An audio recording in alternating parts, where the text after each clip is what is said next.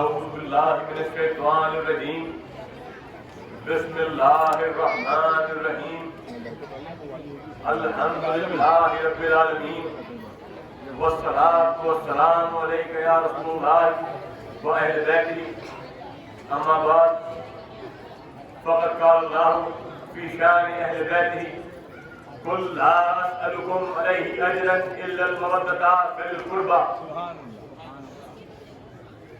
آج سرکار غریب نواز کی بارگاہ کے اندر جتنے بھی خوش نصیب یہاں بیٹھے ہیں سب کو میں حضور سرکار غریب نواز کے جشن ولادت کی مبارکباد پیش کرتا ہوں۔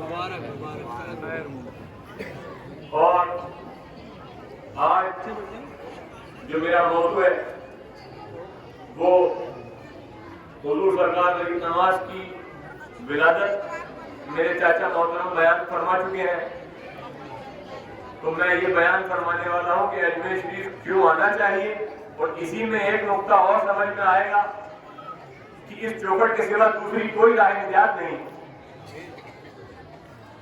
کیونکہ کچھ بد نصیب لوگ آج کل یہ کہنے لگے ہیں کہ اجمیر نہ جائیں مسلمان،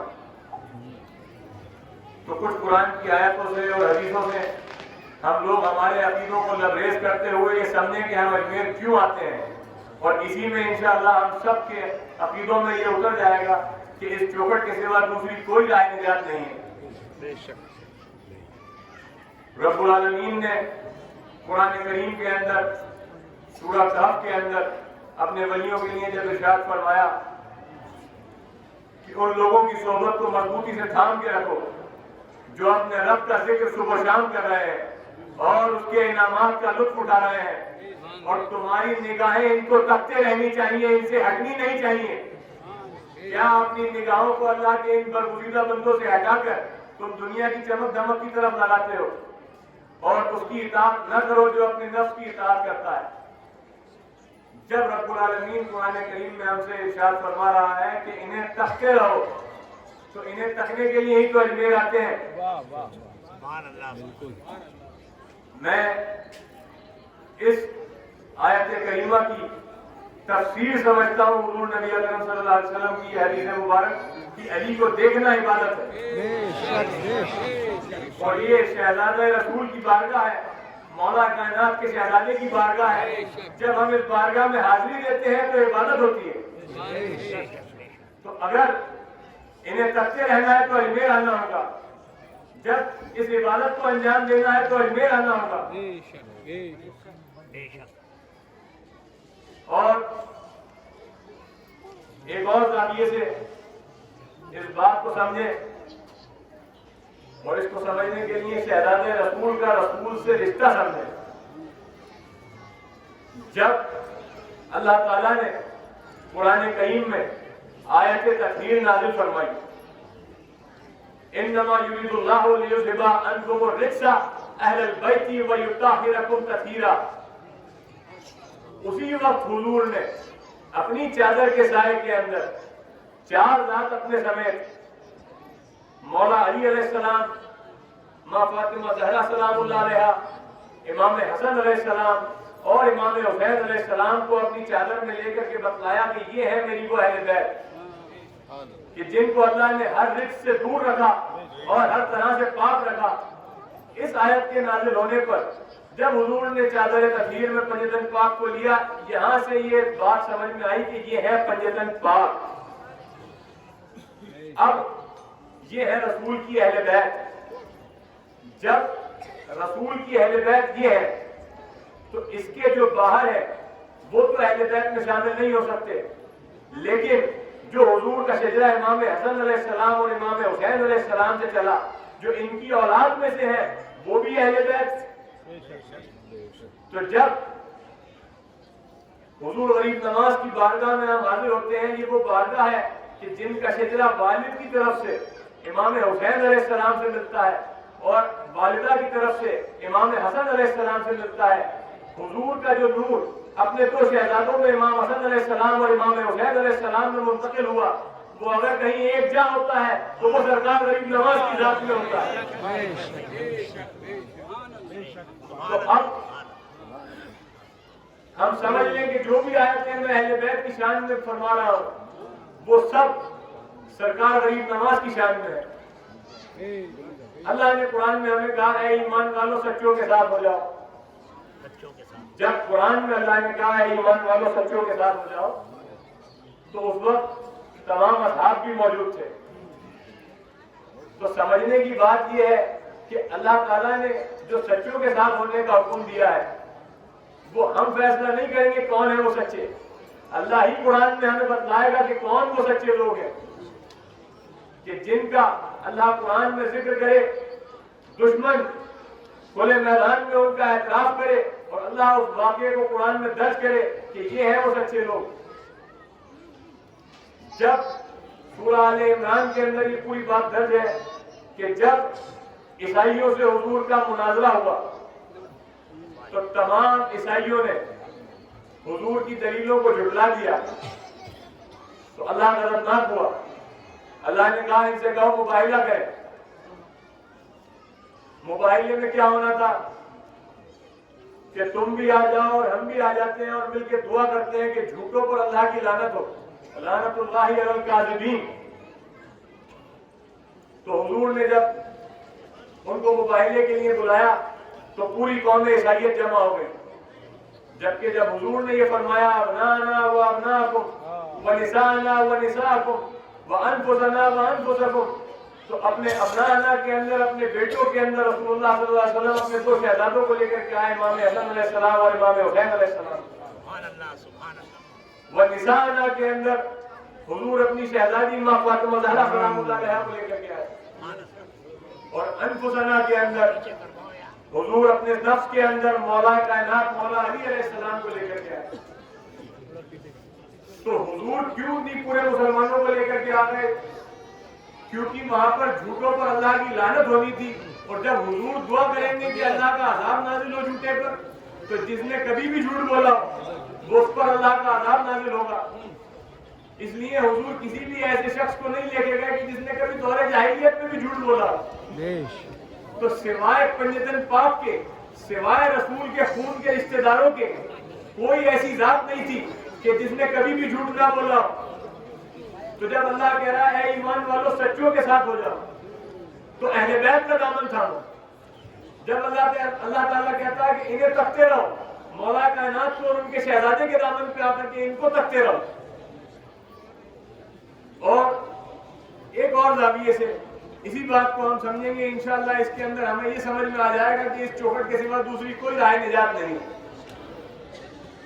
جو آیت کریمہ میں نے میرے خطبے کا موضوع بنائی، قُلْ لَا أَسْأَلُكُمْ عَلَيْهِ أَجْرًا إِلَّا الْمَوَدَّةَ فِي الْقُرْبَى، اللہ تعالیٰ اپنے حبیب سے ارشاد فرماتا ہے کہ اے میرے حبیب تمام مسلمانوں کو یہ بتلا دو کہ میں تم سے کوئی اجر نہیں چاہتا سوائے اس کے کہ میرے قرابت داروں کی محبت میں رہو۔ اب جب ہم یہ بات جانتے ہیں کہ ہندوستان کے اندر، اس بر صغیر کے اندر، اس بارگاہ سے بڑھ کر رسول کا کوئی قرابت دار ہمارے پاس نہیں ہے، اللہ تعالیٰ فرما رہا ہے اے میرے حبیب مسلمانوں کو یہ بتلاؤ کہ میں تم سے کوئی اجر نہیں چاہتا سوائے اس کے کہ میرے قرابت داروں کی محبت میں رہو۔ رسول کس چیز کا اجر چاہتے ہیں؟ رسول کس چیز کا اجر چاہتے ہیں؟ یہ بہت غور کرنے کی بات ہے کہ رسول کس چیز کا اجر چاہتے ہیں۔ رسول چاہتے ہیں اپنی رسالت کا اجر، رسول چاہتے ہیں جو تمہیں دین سکھایا اس کا اجر، جو تمہیں ایمان دیا اس کا اجر، جو تمہیں روزے نماز حج زکات سکھائی اس کا اجر، جو تمہیں توحید سکھائی اس کا اجر، جو تمہاری شفاعت کریں گے اس کا اجر۔ تو جس نے اجر رسالت ادا نہیں کیا، اس کو ایک اور مثال سے سمجھ لیں پہلے کہ مثال کے طور پر ابھی یہاں پر کسی نے سرکار غریب نواز کی بارگاہ میں آ کے 1000 آدمی کو کھانا کھلایا، اللہ اس کو اجر دے گا بے شک، لیکن اگر جس سے اس نے کھانا پکوایا اس کو اگر اس نے اجرت ادا نہیں کری تو کیا اس کو اس کے اس کھانا کھلانے کا اجر ملے گا؟ نہیں ملے گا، کسی حال میں نہیں ملے گا۔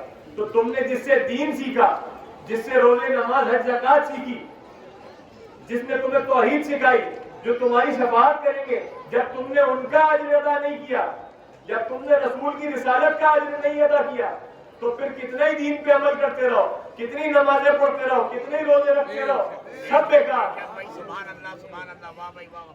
تو کیونکہ حضور کی رسالت کا اجر اہل بیت کی محبت ہے، اور حضور کی نسل مولا کائنات سے چلی، یہ آل نبی اولاد علی کی بارگاہ ہے۔ اسی لیے بچپن سے ہمارے بزرگوں نے ہمیں یہ سکھایا ہے کہ ہے شرط عشق کے ولائے علی بغیر اس کے، ہے شرط عشق کے ولائے علی بغیر اس کے، نماز روزہ و حج و زکات کچھ بھی نہیں۔ تو جب تک اس بارگاہ میں آ کر کے اپنا اجر رسالت ادا نہیں کرو گے، جب تک اس بارگاہ میں آ کے رسول کے قرابت داروں کی محبت کا حق ادا نہیں کرو گے، تب تک اجر رسالت ادا نہیں ہوگا۔ جب تک اجر رسالت ادا نہیں ہوگا تمہارا دین پہ چلنا بیکار۔ ایک اور زاویے سے یہ جان لیں کہ کیوں اس چوکھٹ کو تھامے رکھنا ہمارے لیے بہت ضروری ہے۔ اللہ تعالیٰ نے قرآن کریم میں ایک سورہ ایسی نازل فرمائی جسے ہماری عقیدوں کی بنیاد بنا دیا، جس کو ہر نماز کی ہر رکعت میں ہم پر پڑھنا فرض قرار دے دیا، جس کے اندر ہمیں یہ سمجھ آیا کہ پوری نماز اللہ کی حمد و ثنا ہے سوائے ایک دعا کے، صرف ایک دعا۔ جب سے بچپن سے ہوش سنبھالو گے تب سے مرتے دم تک تم پر ایک دعا پڑھنا فرض ہے۔ وہ دعا کیا ہے؟ دعا کا طریقہ اللہ تعالیٰ فرماتا ہے کہ اس طریقے سے پڑھو، الحمدللہ رب العالمین، تمام تعریفیں اللہ کے لیے جو تمام عالموں کا پالنے والا ہے، الرحمن الرحیم، جو بہت رحم فرمانے والا ہے اور جو ہمیشہ رحم فرمانے والا ہے، مالک یوم الدین، جو یوم الدین کا مالک ہے، ایاک نعبد و ایاک نستعین، ہم صرف تیری عبادت کرتے ہیں اور صرف تجھی سے مانگتے ہیں۔ اب مانگنے کا وقت آیا تو کیا مانگا؟ اہدنا الصراط المستقیم، یا اللہ ہم کو سیدھا رستہ عطا فرما۔ ویسے تو حضور اپنی حدیث مبارکہ میں یہ بیان فرما چکے کون ہے صراط المستقیم، پھر بھی جو لوگ گمراہ کرنا چاہتے ہیں ان کے لیے اللہ نے اور آسانی پیدا کر دی کہ یہ نہ کہہ سکے ہمیں سمجھ نہیں آیا۔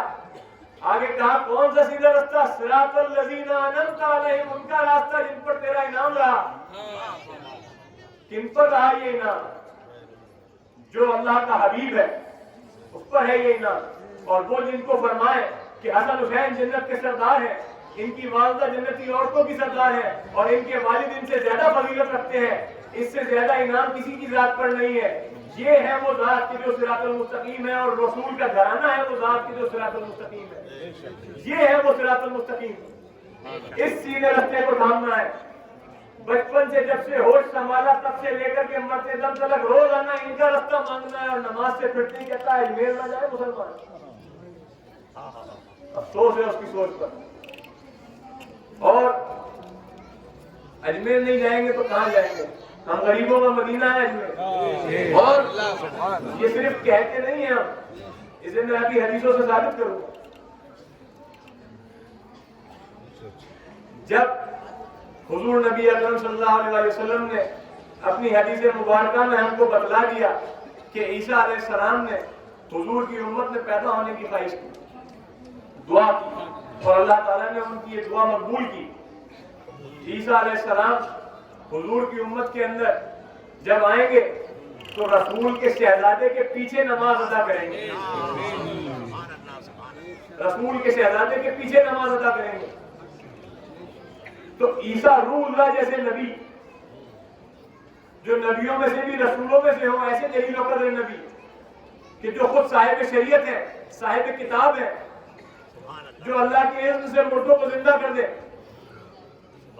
جو پرندوں کا نقشہ بنا کر کے ان میں جان پھونک دے اللہ کے اذن سے، وہ اگر حضور کی امت میں پیدا ہونے کی خواہش کرتے ہیں تو یہ سمجھنے کی بات ہے کہ یہ تمام فضیلتیں ایک طرف اور نسبت محمد رسول اللہ صلی اللہ علیہ وسلم ایک طرف۔ کیا بات ہے اس امت کے اندر، کیا بات ہے اس امتی کی نسبت کے اندر۔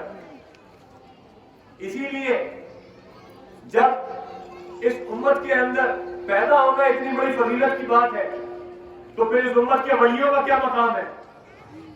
اور جب اس امت میں امتیوں کا یہ مقام ہے اور ولیوں کا یہ مقام ہے جس کی نسبت سے سب کا یہ مقام ہو رہا ہے، جو خود اس رسول کا شہزادہ ہے، شہزادہ رسول کا کیا مقام ہے؟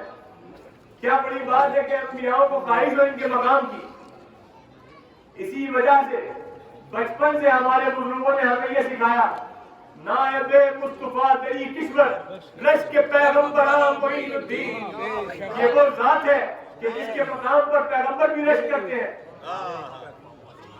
آج سرکار غریب نواز کے جشن ولادت کے موقع پر اپنی عقیدتوں کو لبریز کر لو۔ بہت اچھے بہت اچھے۔ جب موسیٰ علیہ السلام کوہ طور پر 40 دن اور 40 راتوں کا چلہ کاٹ کر اللہ تعالیٰ سے یہ دعا فرماتے ہیں کہ یا اللہ تیرا دیدار ہو جائے، تو اللہ تعالیٰ ان سے فرماتا ہے کہ اس پہاڑ کی طرف دیکھو، اگر وہ بچ گیا تو تم مجھے دیکھ سکو گے۔ جب اللہ نے اپنے نور کی تجلی نازل فرمائی تو وہ پہاڑ ریزہ ریزہ ہو گیا اور موسیٰ علیہ السلام بے ہوش ہو گئے، دیکھ نہ سکے۔ اس حدیث سے ہمیں سرکار غریب نواز کی کیا فضیلت نظر آتی ہے۔ جب حضور سرکار غریب نواز ہندوستان تشریف لا رہے تھے، راستے میں داتا گنج بخش کی بارگاہ کسے گزرے تو ان کی شان میں فرمایا، گنج بخش فیض عالم مظہر نور خدا۔ فی الحال میری بات کا موضوع یہ مظہر نور خدا ہے، جو چاہے آج بھی ان کے آستانے پہ یہ اشعار لکھے ہوئے ہیں، مظہر نور خدا۔ اس امت میں کسی بھی ولی کے پاس کوئی فضیلت حاصل ہے، سب سے پہلے سمجھ لو سرکار غریب نواز کے پاس میں وہ فضیلت ہے، لیکن وہ خود کے لیے نہیں ہے، سرکار غریب نواز کے پاس میں وہ فضیلت ہے۔ یہ ذات وہ ہے جو مظہر نور خدا ہے۔ بے شک بے شک۔ اس امت میں ایسے ولی موجود ہیں جو مظہر نور خدا ہے۔ بے شک بے شک۔ مظہر کہتے ہیں جس سے کوئی چیز ظاہر ہو اس کو، اور مظہر نور خدا اس کو کہتے ہیں کہ جس کی ذات سے خدا کا نور ظاہر ہو۔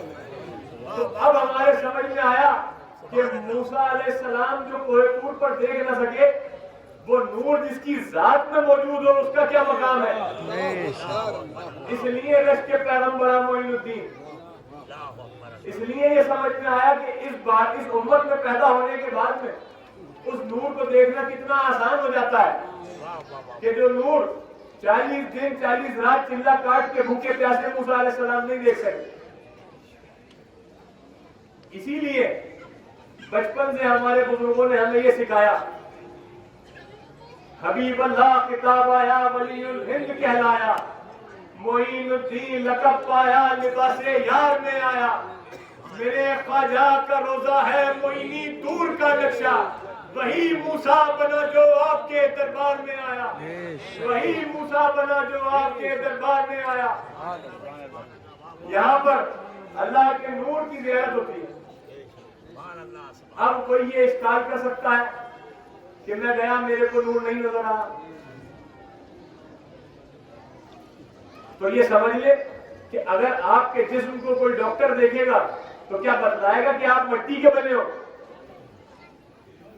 اگر حضور کو دیکھے گا تو کیا بتلائے گا کہ یہ نور کے بنے ہیں؟ وہ دیکھے گا، وہ کہے گا ہڈی چمڑی ماس خون۔ لیکن اہل علم اور اہل بصارت ہی جب اس بارگاہ میں حاضر ہوں گے تو وہ اس نور کو دیکھ سکیں گے۔ اسی لیے جب بابا قطب الدین بختیار کاکی جو سرکار غریب نواز کے جانشین ہیں، جب آپ کی بارگاہ میں پہلی مرتبہ حاضر ہوئے، آپ کے جلوہ مبارک کو پہلی مرتبہ دیکھتے ہی آپ کے لسان مبارک سے بے ساختہ یہ الفاظ جاری ہوئے، دل پریشان دیدہ حیران کر گئی، دل کو پریشان اور آنکھوں کو حیران کر دیا۔ کوئی کسی کو دیکھ کے نہیں کہتا کہ دل کو پریشان اور آنکھوں کو حیران کر دیا۔ جب اللہ کے نور کی تجلیات نظر آئیں گی تو پھر کہا جائے گا دل پریشان دیدہ حیران کر گئی، جان من ہی کر گئی آ کر گئی۔ بیان کرنے کے لیے الفاظ نہیں ہے، کیا کر دیا۔ اللہ کے نور کا جلوہ دیکھ کے فرماتے ہیں منچ گویم وقت تو خواجہ معین، میں کس طرح سے بیان کروں خواجہ معین الدین کا مقام. اور اس نور کی تجلی کو دیکھ کر کے جو عرفان حاصل ہوا، جو معرفت حاصل ہوئی، اس سے اللہ تعالیٰ کے فضل و کرم سے جو مقام حاصل ہوا وہ یہ ہے کہ اب بے خود رہا کتب دورہ کر نہیں.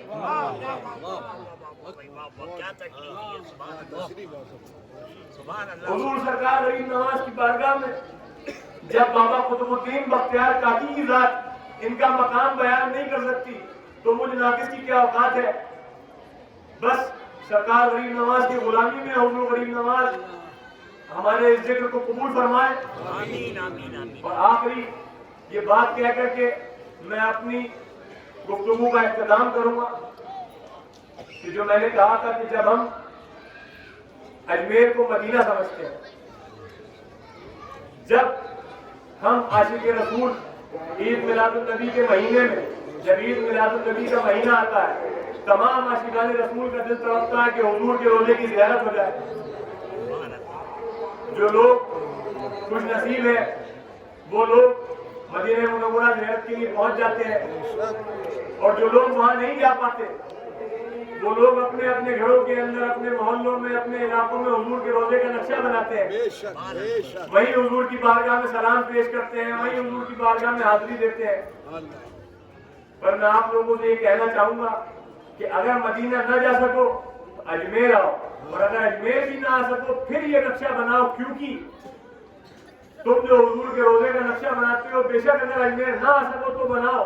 اس روزے میں حضور کا گنبد ہے، آستانہ ہے، زری ہے، تربت ہے، اور کیا اس میں رسول کا جسم موجود ہے؟